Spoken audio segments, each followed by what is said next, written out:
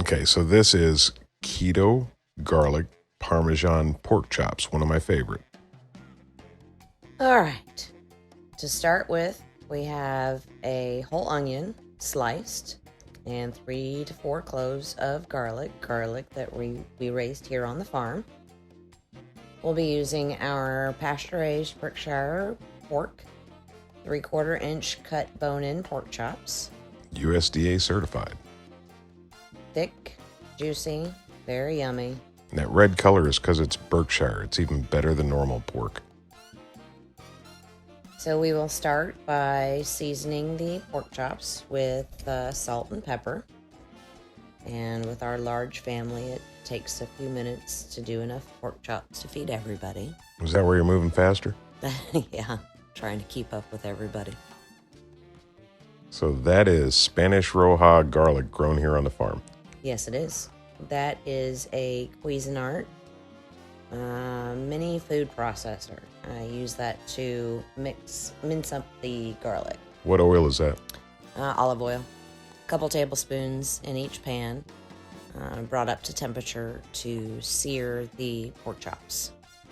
I'll put them in on one side and season the other side with salt and pepper, and let them sear about 3 to 5 minutes on each side. So if you have a special diet, you can modify this, but right now we're completely keto. It's just salt, pepper, pork chops, and olive oil. Add in the onions and add in the garlic. You got to be careful. Garlic will burn.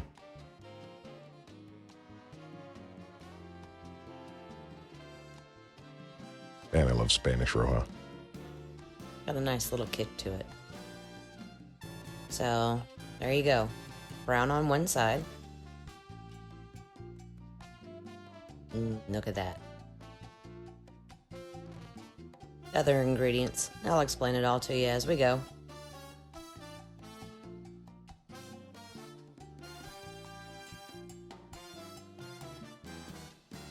So you should be taking notes at this point. We're not really going to post just the recipe. Just this is it. All right. Once it's browned on each side, I will transfer it to an oven-safe dish.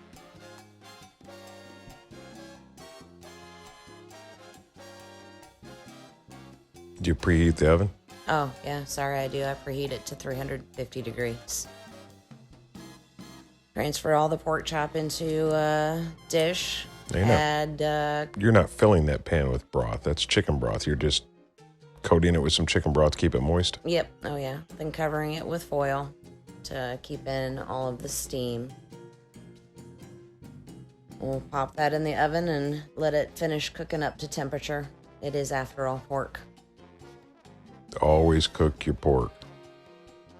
So I'll take the scrapings from the one pan, put it in the other, and get my other ingredients ready to pour in. Here I'm using 2 cups of whole milk. You can also use heavy cream. I just didn't have any heavy cream in the house that day, so I used milk. And we also have cream cheese.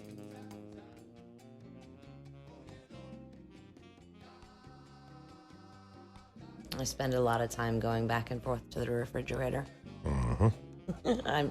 I'm not a very well-prepared cook or a very neat one.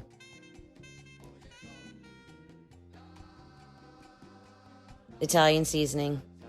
A couple tablespoons of Italian seasoning. I'll add that to the onions and garlic, and then we'll add in about a cup of chicken broth and mix that up a little bit before adding in the milk and the cream, just to help get the drippings off the bottom of the pan.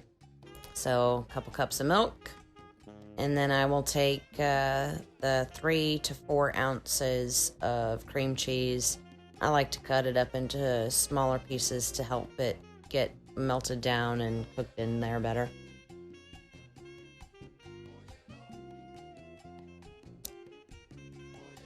Mix that up real good.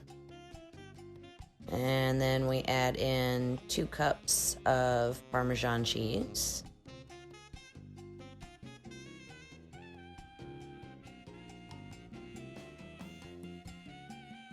followed by about 2 cups of cheddar cheese.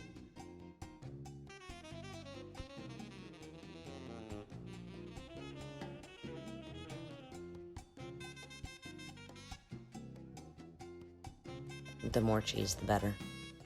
Can't go wrong with cheese. And I'll just stir that and get that mixed well, let it boil and simmer. Alright, once the pork chops are up to internal temperature, I'll take them out of the oven. So you're looking for a minimum of 165.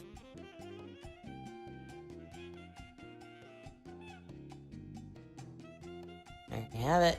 165. Random sampling, just to make sure.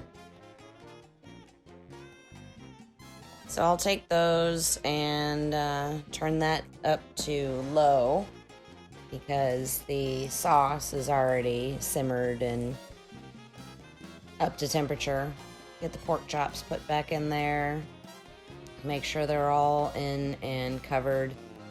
And we'll let that simmer together for 5 minutes, 10 minutes or so. Marry all of the flavors together.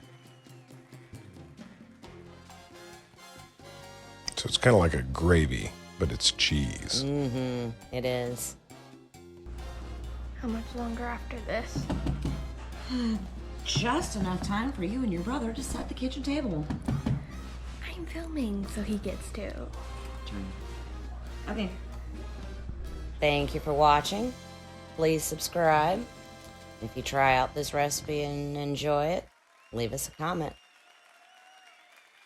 That's delicious. Thank you guys. We need your support. Don't forget to hit us.